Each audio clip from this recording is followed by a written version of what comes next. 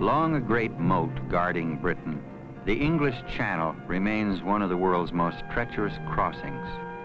For over 4,000 years, it has balked many a challenger, generals, athletes, inventors, and plain lunatics.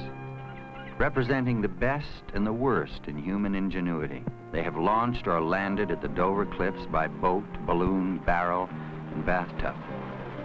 Now, a new challenger is ready. Resembling some prehistoric insect, immense, yet so light a breath of air can overturn it. This fragile craft will attempt the Channel flight, powered only by the legs of its pilot. Though others have contributed, its design is largely the work of one man, Dr. Paul McCready, an intense, taciturn scientist whose mind is filled with the formulas of aircraft wakes, the turning radius of hawks, the turbulence of clouds. Once the soaring champion of the world, it's said he can read the invisible air. But it's Brian Allen, the slim, sometimes unkempt biology graduate from an upstate California college, upon whose stamina and will the final triumph or failure of the flight will depend. Stop. First to make a man-powered flight over a mile-long figure-8 course, Brian now faces a challenge vastly more difficult, the 22-mile crossing of the English Channel.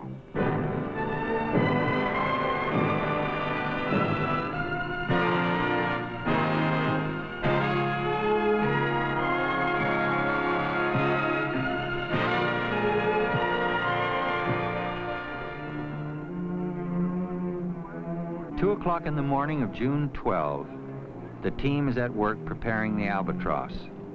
This time each control, each gear, each cable is checked again and again.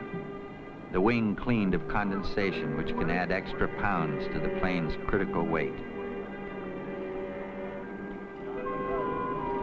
Across the night-bound channel, flashes from the Cap Grenet lighthouse 22 miles away remind them of the distance they have yet to cross. Each man knows that one oversight, no matter how small, can spell failure for all. At 4 o'clock, in the pale light of an English dawn, the Albatross stands ready. But small wind gusts tumbling down the cliffs cause a risky turbulence. Offshore, the flotilla carrying crew and observers stands by. With guards posted around the Albatross to warn off press and bystanders, sometimes blundering into its supporting cables, Brian at last prepares for the final lap in their long journey.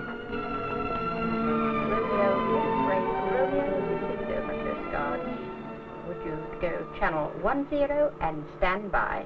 As the wind subsides to less than 2 miles per hour, Brian receives clearance over the radio to take off when ready.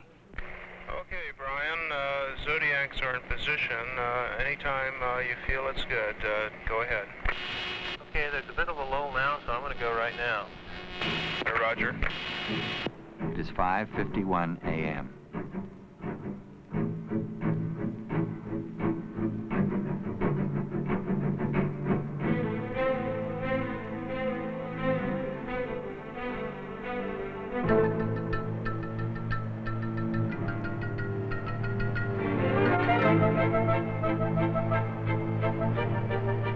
Brian, this is Sam. Does it feel any different over water? Yeah, there's a pretty definite interlinking between the water and the air. Albatross from control, be sure to follow us by looking a little bit out your right window. That keeps you a little more behind us and definitely not in our wake. Clear. Yeah, Albatross, roger that, clear. At a ground speed of nearly 10 miles per hour, closely attended by his teammates and Zodiacs off each wing, he follows a course southeast to the French coast at Cap Grenet. Coast Guard from Tartantam, over. Golf Romeo, X-ray Romeo, this is Dover Coast Guard. We wonder if you see us about 5 miles southeast of Folkestone on the radar. Roger, sir. Yes, we hold you on radar at this time. This is Dover Coast Guard, out. But now, approaching midpoint, Brian begins to encounter increasing headwinds. It appears that the fuselage is starting to steam up a little bit. Does it look like it's going to be any sort of a problem for you? I think it will be a problem now. Zodiac 1, this is Dover Coast Guard. Come right, 2230, 4 miles to run. At an hour and 15 minutes, barely at midpoint, Brian encounters more turbulence and headwinds of 4 miles per hour. Though he still pedals at a steady 75 revolutions per minute, his decreasing ground speed means that the estimated 2-hour flight time is no longer possible. In growing fatigue, he falls lower and lower, sometimes mere inches above the swell. Altitude, line 5, get up. Sam from control, what do you estimate Brian's condition? He's tired, but he might be able to hang on. I don't think he wants to quit. Against the relentless headwind, the Albatross's ground speed has been cut to approximately 7 miles an hour. For Brian, the flight has become a grinding ordeal. After an hour and 45 minutes, still more than 7 miles from France, he signals defeat. He can go no farther. He must be towed the rest of the way. Obediently, one of the Zodiacs closes in, ready to attach a fishing rod to the fuselage for the tow. But as Brian struggles upward to allow the Zodiac to come underneath, he suddenly waves off his rescuers.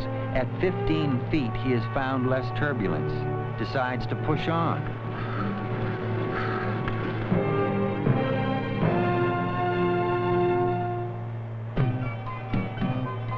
Altitude more like 10 now. Great. Hold it in there. Doing great, Brian. You're looking good, Brian. You're looking good. Hang in there, good buddy. It's downhill from here. Numbly, Brian pedals on, no longer counting time. His flight instruments no longer function, and his water supply is exhausted. When at last he sights the French coast through the haze, his heart sinks. It is still 3 miles away.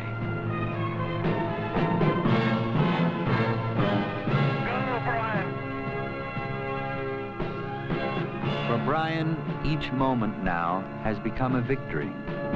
Dehydrated, suffering severe leg cramps, his judgment has begun to waver. Briefly, he considers crashing on the rocky point.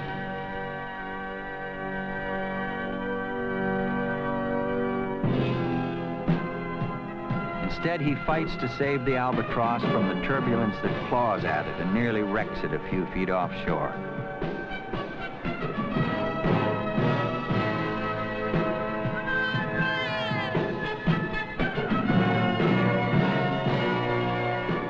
Slowly, at last, it is done.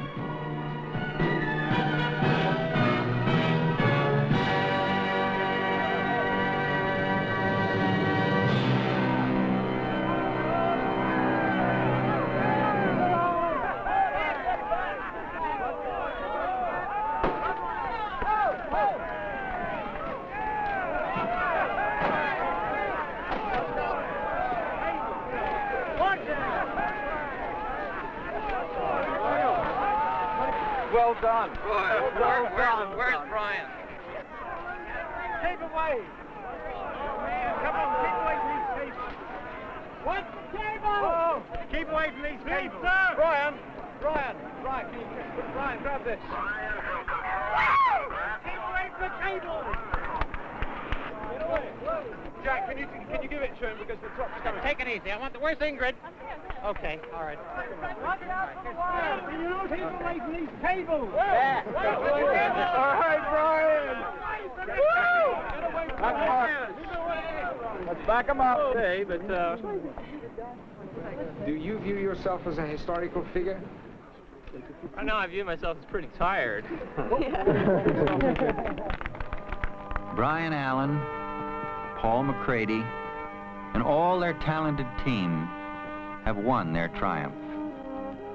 But it's also ours. Through them, we have fulfilled an ancient dream. On man's own strength, we too have climbed the sky.